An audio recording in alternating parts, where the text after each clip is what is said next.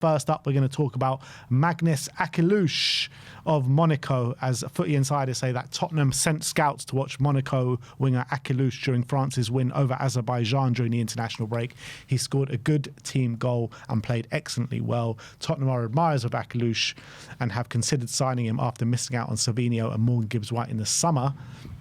Now, Fijajes, the brilliant source Fijajes, say that Tottenham are planning to upgrade the attack and have identified Akliouche as a priority target.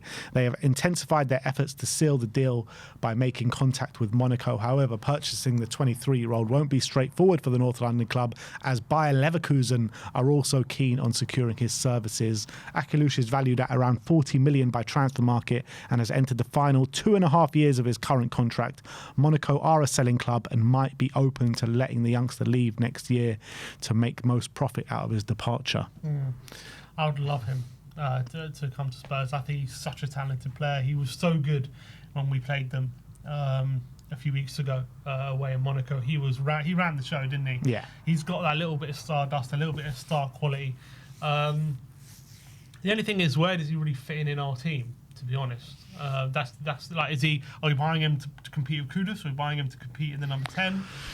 You know where I feel like he really fits in is the kind of inside forward, inverted kind of winger. Mm-hmm. That's where I think he fits in. Yeah, so we've got Decky coming back for that role. Yeah. I guess you can say maybe Tony Brown, Decky this season, and there you go, we just get Akliouche in. But look, I'm not going to sit here and say, oh, I don't want him because we've got other players. I really like him, and I think he's one of those players who can maybe be quite versatile. You can fit him in somewhere, but yeah, I don't know where he's a natural fit with the players that we do have. But he's such a talented player. I'd just like to have him in. Yeah, I think he's just brilliant. And when I always knew he was a good player, and I've seen like kind of clips of him and a few Monaco games here and there. But when we played them earlier this year, man, he blew me away. He just tore us to shreds at times, didn't he? What a performance he put in, and he didn't deserve to be on the losing side that day, and it was massively down to him. Yeah, well, he's part of the reason anyway.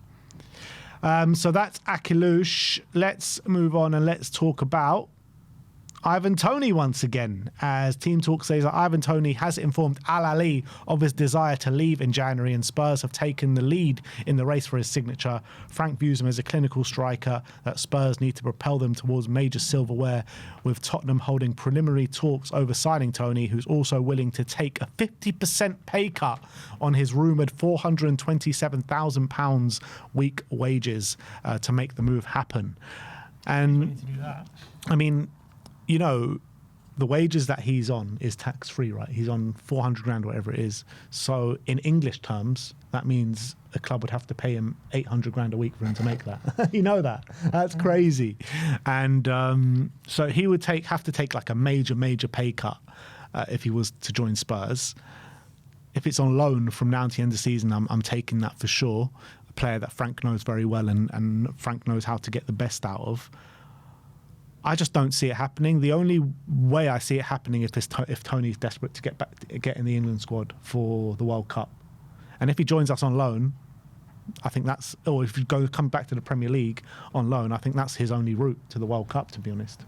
Well, look, no one's going to pay him if he's in terms of like if he's made that decision. I want to come back to the Premier League and he's willing to take that pay cut. Tottenham's obviously going to be a good option for him, and. If he's made that decision, he wants to get into that World Cup squad. He's gonna have to be one with the idea, piece of the idea that no one's gonna pay him what he's on at Al Hilal. It's obviously obvious to him and to everyone. I just think at the moment I go back and forth with this. Obviously, you asked me a few weeks ago, or maybe a week ago about it. And I was like, okay, well, Moani apparently looked like he was going to be out for 2 months. Solanke, we don't know what's going on with him. And so then Toney makes more sense. Now Moani's potentially back already. If Solanke's back soon and we've got 3 strikers on the books, then again, I'm like, okay, I don't really know if I'm actually going to go for him or not. Depends what the situation is in January. I don't think there's any situation where we're going to have 4 strikers on the books. That's not going to happen. So something's going to have to give. I even think... Even if we used to. What happened to the days where we used to have 4 strikers on the ball? Yeah. Those were the days. 3-5-2. unless that becomes our main formation. But then again, we have Tell, so he can play there. I just don't see us having 4 strikers on the books at the moment. So unless one of the strikers leaves, like let's say Rishi leaves in Jan, then maybe that happens. But even so, like even if he does leave, could the club justify just going with Solanke and Moani if they're both fit? I could see the club justifying that as well. So I think it's very unlikely we go from. I think it's a bit of lazy journalism, in all honesty, to just link us with Toney because of his links with Frank. I don't know if there's any genuine interest. I think if we were looking at a striker, he would obviously be up there in the names. I don't know if we genuinely are, but I think come January, I think depending on the situation with Moani and Solanke and Richarlison as well, if he continues his horrible form, like I think football's such a fluid situation. Maybe Moani re-injures his jaw and he's going to be out for 3 months, and all of a sudden then we definitely do need a striker. Yeah, you never know. Richarlison's always an injury waiting to happen as well. Richarlison's an injury waiting to happen. Maybe Solanke isn't back by 2025. Then all of a sudden, even if he is back in January, what conditions is he in? Is he going to need time to get back to his best? And then all of a sudden, a 6-month loan deal does make sense. Right now, if Moani's back, Rishi's there, Solanke potentially could be back soon. If they're all fit, if let's say they're all fit in January, right, and they're all fit and available, are we actually going to go for Toney? I don't really see it. We did an update last week. I don't know if you saw it, but one of the Al Ali directors came out and was like, Ivan Toney ain't going nowhere in January. But from Toney's perspective, surely he wants to be in that World Cup squad, and he ain't getting considered if he's in Saudi. So from Toney's perspective, surely he's going to do everything he can to get to the Premier League or to some top league in January. Like, I just don't surely he's got ambition to play at the World Cup. I mean, he played at one, didn't he? He played at the one in was it World Cup or Euros? Maybe Euros, I think it was. Yeah, it was Euros. He played it. So look. I don't know what his personal. I'm sure he does have that ambition, and if he's serious about it, he needs to do something drastic. Yeah, because you're looking at it. Toney has obviously carried on scoring bucket loads of goals in Saudi. I know it's a Saudi league, and you can caveat it like that, but if he was playing in the Premier League, there is a serious chance he would be on that plane. He probably would be on that plane. But also, if you're Toney, and let's say we've got 3 strikers, but we want to get Toney in as well, and then let's say someone like Everton come in who need a number 1 striker. Are you going to go to Spurs, who you're for 6 months you're competing with 3 other strikers, or are you going to go to Everton where it's like, okay, you're number 1 every game, and you've got a platform there? Yeah, I mean there are other strikers at Everton, but obviously nowhere near the quality that Ivan Toney is. But I think that if he was to come to Spurs, Frank would probably. He knows Frank very well, and Frank knows how to get the best out of him. And I think he'll probably get assurances for Frank to say you get serious amount of game time. All right, let's move on and let's talk about another player from Saudi.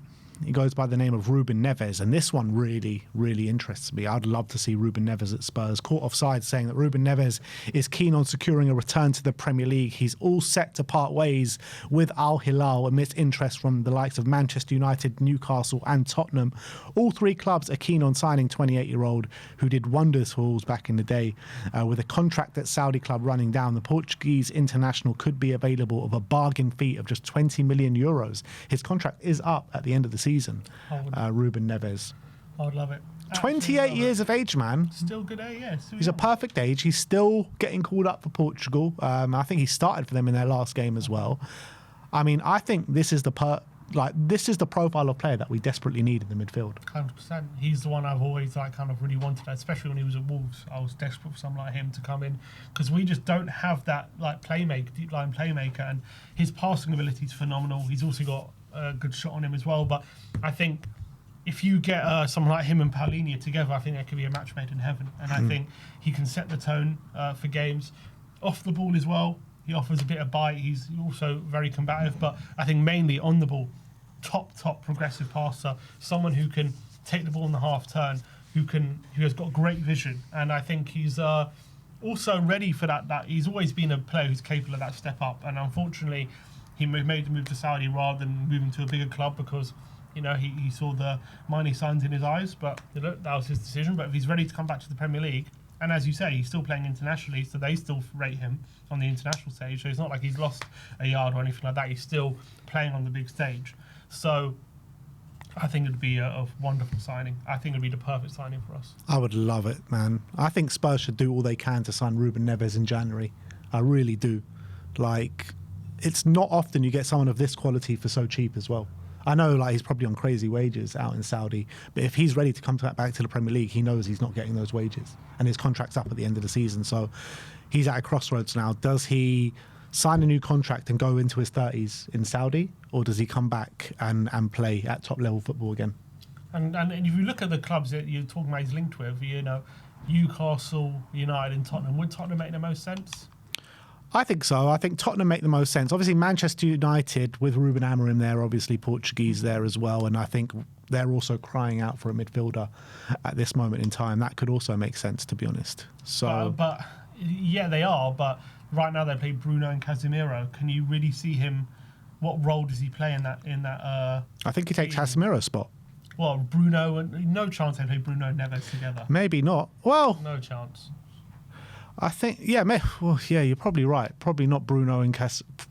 I don't know who they play, but I think Ruben Neves definitely starts for Manchester United. I'm not saying he doesn't, but you know they're not going to leave out Bruno.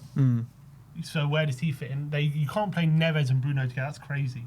Like you think it's too open? Way too open. Like ridiculous. It's suicide, I think. So you need some sort of someone who's going to cover ground and win tackles. There is talk of Bruno leaving United at the end of the season. Yeah, if Bruno leaves and then Neves comes in, I can see that happening.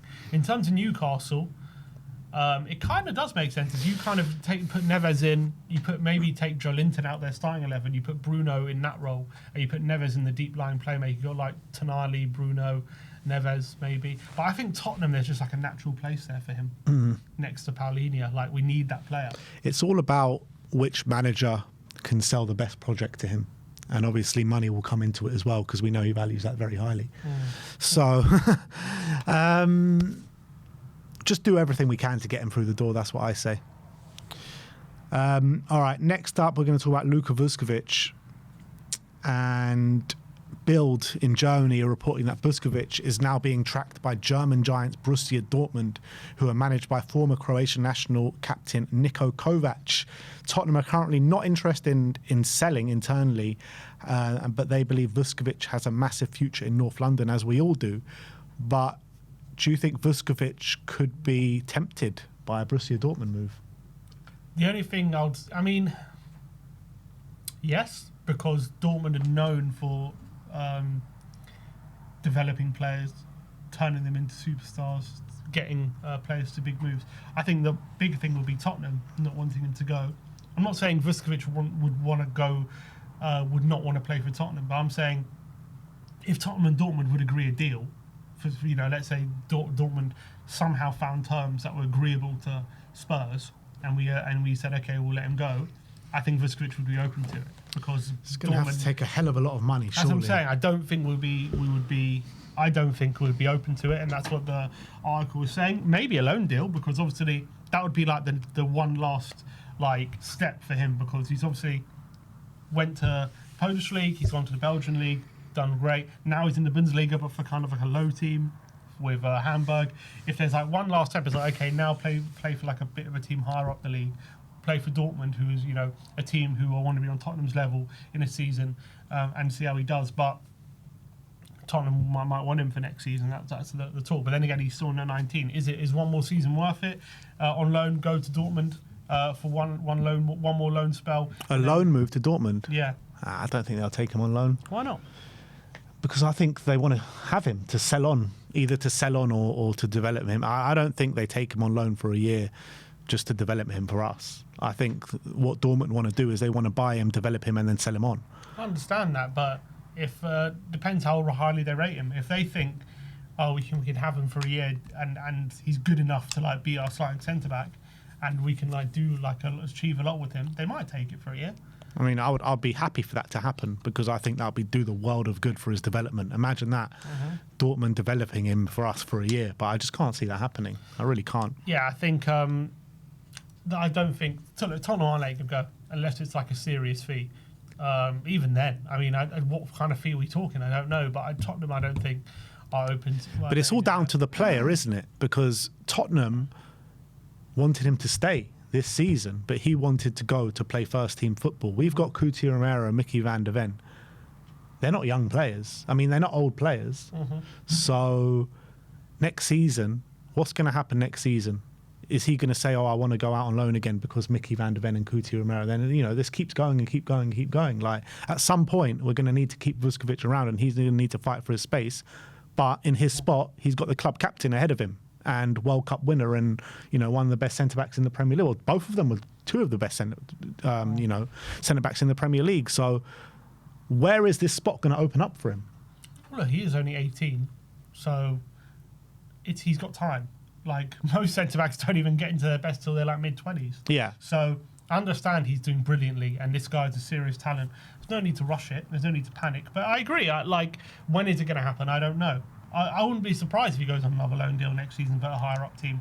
That wouldn't shock me. But because he's so talented, we're all desperate for him to get involved straight away. And I'm sure there's talk around the club, okay, maybe next season he could be part of the first-team squad. But I think if there is a chance to send him on loan to someone like Dortmund, I think we'd be stupid not to take it.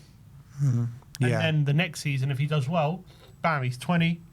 He's had that experience already, at a top level, at a top club. And you'd have no doubt that he's ready for Tottenham. I just can't see it happening. Like, big clubs like Dortmund, the upper level of, the biggest clubs in European football, they don't loan young talents to train them up and send them back. They buy young talents to train them up and sell them on. So I just can't see that being a scenario where Dortmund loan him for a year with no option to buy or nothing. The only way I see him going to Dortmund if we agree to sell him. Again, yeah, look, they're a massive club. I understand that, but they're a massive club. But if they feel like they can compete with for a title with him at centre back, even if it's just for a year, they might do it. Look, we'll see what happens, but I'm just praying that he stays because I've got so much belief in this guy. I mean, this guy is a generational talent, and that word gets bandied about so many times, but I think it's safe to say with Luca Vuskovic, he is one of those. He is. So that is that. That is your Tottenham update for today. Let me know in the comment section below your thoughts regarding all the news stories that we have spoken about today.